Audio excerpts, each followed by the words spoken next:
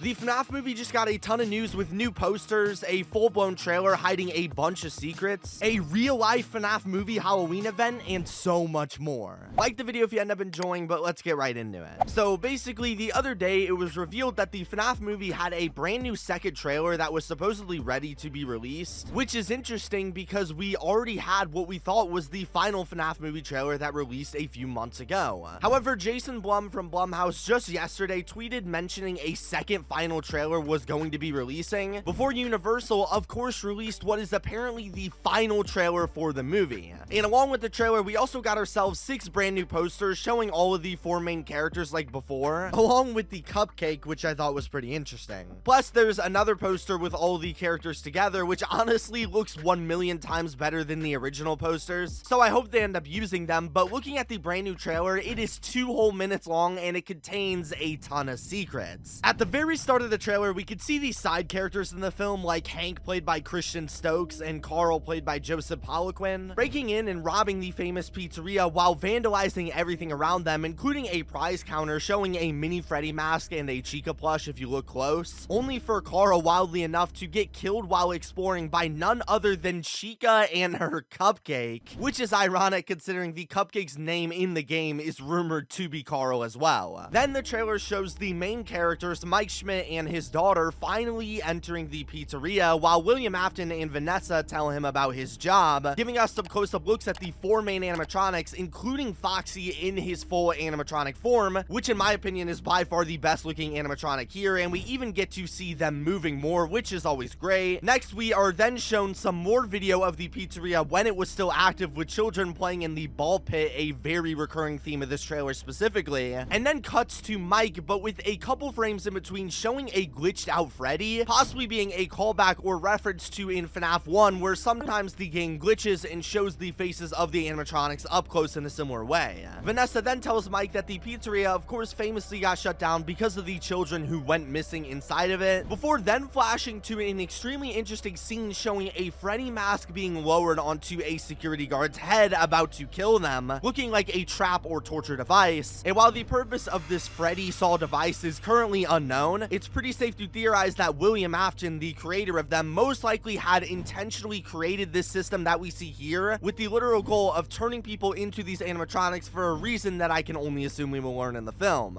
And furthermore, what's super interesting is that the person inside of this trap in this version of the trailer is actually the old security guard who worked there before Mike, our main character, while in the first trailer we actually saw Mike there instead. And my theory for why this is the case is that we could see in both trailers Mike spent the beginning of his shift sleeping through the job as any lazy worker just trying to get by would do, but I wonder if maybe after Vanessa told him about all of the missing children and perhaps what happened to the security guard, I wonder if this could be some sort of dream sequence going on where Mike imagines himself in the same position as the guard before him, because I highly doubt if Mike dies in the movie that they'd have it spoiled in the first trailer. Then we see Max, played by Cat Connor Sterling, in the pizzeria actually being led by one of the ghost children deep into some sort of parts and service area where she is met with Freddy in some sort of creepy, ominous room which hides a couple secrets of its own. As if you brighten the photo, in the right there appears to be a head that looks extremely similar to the withered Foxy animatronic from FNAF 2, looking almost exactly like him visually side by side. However, what I also found interesting is that if you don't remember, all the way back in 2015, there was actually a famous fake FNAF movie leak showing a couple sample animatronic eyes and faces from Jim Henson's Creature Shop, the company who made the animatronics for the movie, which looks also extremely similar to the head. Plus, there's also a pair of endoskeleton eyes that match the eyeballs from the fake leak as well, possibly as a reference or maybe just background props, but let me know what you think. Next, Max decides to investigate the Freddy soup close up, giving us an extremely detailed shot of the endoskeletons inside of them, before suddenly a hand comes out jump scaring her, presumably from the child that was stuffed inside of the suit. Then in the next scene, we get to see Foxy moving, which I think has to be an animation. It just looks too smooth and it can't be any sort of suit, but we can see that they've chosen to keep the red eyes on the characters, which was a pretty controversial part of the film's original posters, but it's really nice to see them make a decision and stick with it no matter how much people complain. It shows that they're confident in their product. And then the trailer shows us a ton of the other animatronics like Bonnie, Foxy, and even Golden Freddy, who seems to have a really important part of the story as well. And we also get to see Foxy